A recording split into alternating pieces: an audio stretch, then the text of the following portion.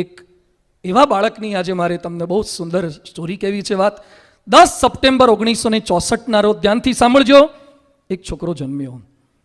અંગ્રેજી શીખવા માટે 9 વર્ષ ગાઈડનું કામ કર્યું.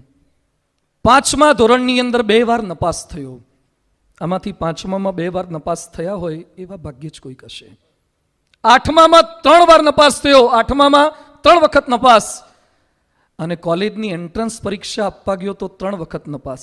કોલેજની એન્ટ્રન્સમાં 3 વખત નપાસ. હાર્વર્ડ યુનિવર્સિટીમાં એપ્લાય કર્યું, 10 વાર રિજેક્ટ. હાર્વર્ડ યુનિવર્સિટીએ 10 વાર રિજેક્ટ કર્યો. કુલ 24 પરીક્ષામાં નપાસ થયો. પહેલાથી કોલેજ સુધીમાં 24 પરીક્ષામાં નપાસ.